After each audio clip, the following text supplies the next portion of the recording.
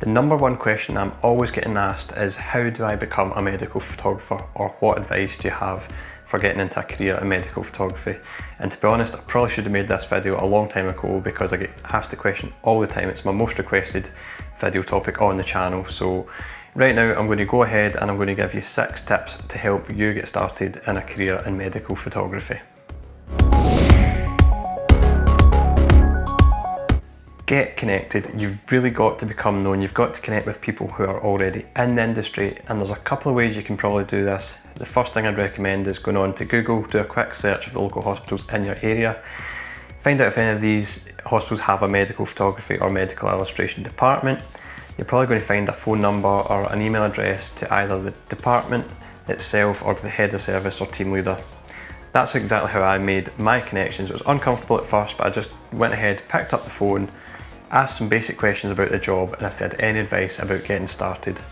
This is going to do a couple of things for you. First of all, you're going to get given that information that you've asked for, gain an insight into working in that particular hospital, but more importantly, it's going to put you on that person's radar. Let's just assume a job comes up.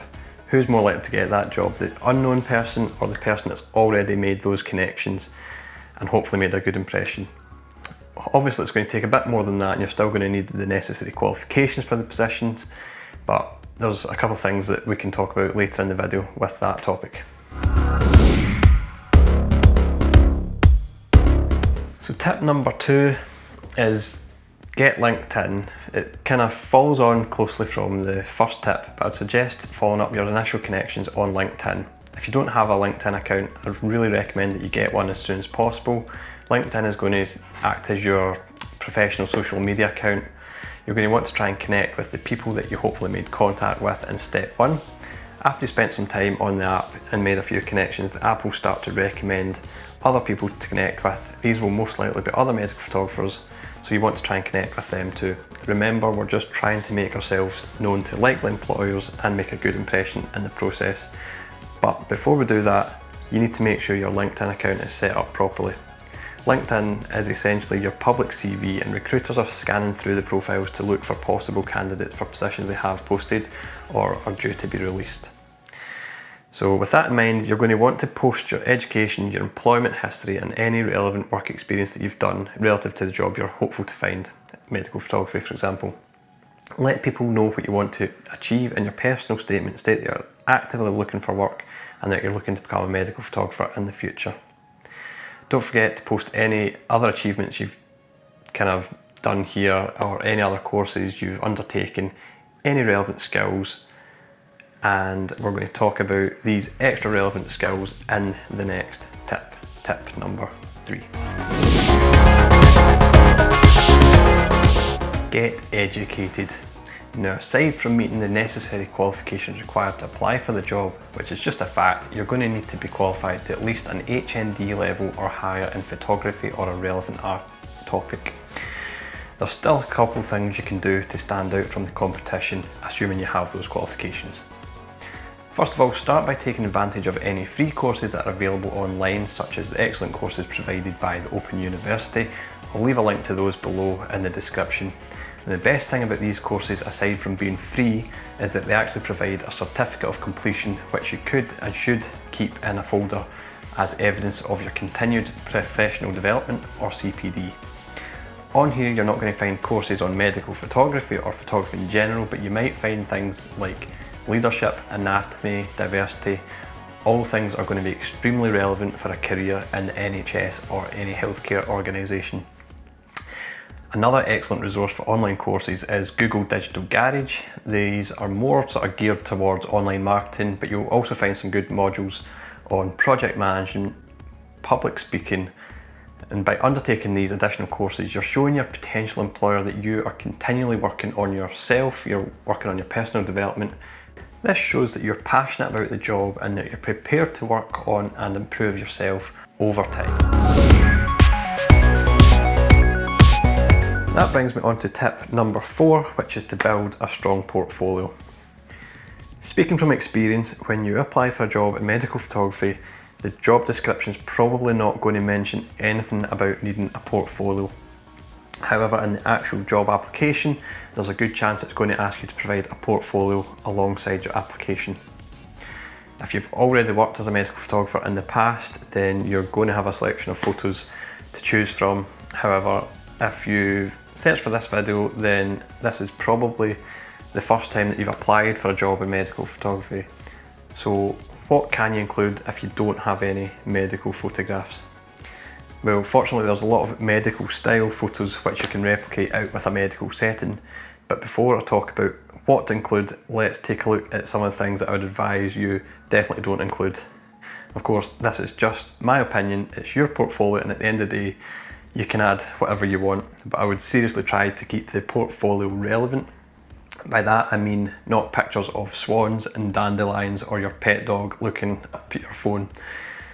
Nice photos, but maybe not what we're looking for. I would suggest adding a couple of portraits. We take a lot of portraits in the hospital, both in the studio and out on location. If you've got any photos that you've taken in a studio, then I would recommend adding one or two of these, because this will demonstrate that you're familiar with studio lighting. I'd also include environmental portraits that are creative and demonstrate good control of lighting. This could be artificial flash, lighting, natural light. Just make sure it's controlled and technically correct.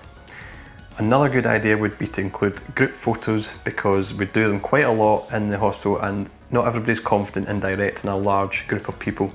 So being able to show that you can take group photos demonstrates your confidence and ability to direct a group of people.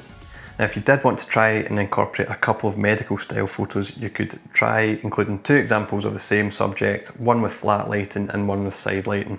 This works quite well with parts of the body with contour, like your chest or an area with scars, for example. So adding something like this will show that you've done your research into medical photography techniques. So you want to try and demonstrate a broad range of techniques in your portfolio, so adding some scientific style images would be a good chance to show off your creativity. For inspiration, try looking on stock websites and search for terms like science or medical. You'll get a vast range of different images and a lot of different techniques that you can try and replicate in your own photos. They might not be photos of people, but they're still worth adding because they're relevant to the job and definitely worth having in your portfolio. So assuming you're going to be providing a digital portfolio, and for that I would recommend something like Adobe Portfolio, which will display your work in a nice, clean and professional way.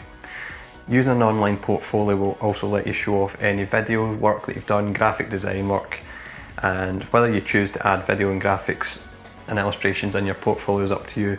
But just make sure everything that you include is your very best work, and don't add too many items either. Don't want to be looking through a massive portfolio. Somewhere between 12 and 20 would be ideal. I feel like the topic of building a portfolio is something that I could probably go into in depth in another video, so if you think that's something you'd find useful, let me know down in the comments and we'll make a separate video on that. But other than that, we're moving on to tip number 5, which is to join a professional body. Okay, so if you followed the previous steps, then you're already well on your way to hopefully standing out from the crowd and getting a job in medical photography. But there's still one last thing you can do to really stand out from the crowd.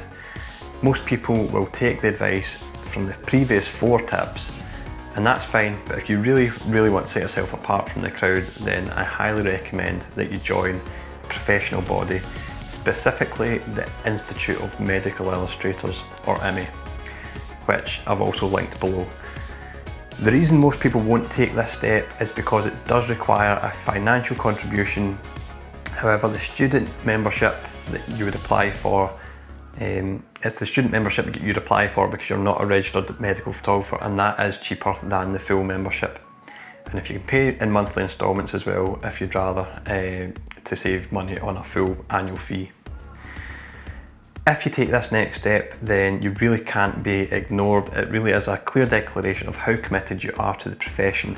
Joining emmy also comes with added bonus of having access to all the information that's on the website, which in turn will give you a better understanding of the job and help you in your interview. The website is full of resources and advice, and of course you don't have to take this step like I said, but at the end of the day it's just going to come down to who wants the job more and who is going to have the best CV on the day. If you get a job in medical photography, you're going to be asked to join a full Emmy membership anyway, so you might as well use your initiative, take the student membership and get access to all the information and mentors that are on there. You'll even be able to attend the annual conference, which is a massive opportunity to network with medical photographers that are already working. Let's quickly recap. So far you've reached out to your local hospitals and made some inquiries, you've registered your interest and made yourself known, you followed this up by making some connections on LinkedIn, and hopefully you have now established a network of medical photographers. Next, you've made sure that you meet the education requirements and added additional courses to your personal development using the free resources out there from the Open University and Google Digital Garage. You've curated a strong portfolio presented online through a service such as Adobe Portfolio, and finally you have joined a professional body such as Emmy, the AOP or the BIPP. The last and final step is to be prepared. I want you to work on everything we've talked about, start working on yourself, connecting with others, taking relevant courses and building a strong portfolio. When a job does come up, I want you to have all of this ready to go. By being prepared, you're not going to be flapping about at the last minute, learning about the job, cobbling together a weak portfolio. So make sure your CV is up to date and you've got a note of all your previous employment details, your education history. These are all things that are going to be required during the application process. So again, I really hope the information in this video has been useful for you. I've already given this advice out to a few people who have reached out to me on Instagram or YouTube or my email. Some of these people have gone on to become medical photographers, and this is the same advice that I've followed myself and has allowed me to go from a newly qualified college graduate to a senior medical photographer. So if you want me to go into any more depth on any of the topics I've discussed today, then let me know down in the comments. And if you want to see what a typical day in the life of a medical photographer looks like, then go ahead and click here. I will see you guys in the next video.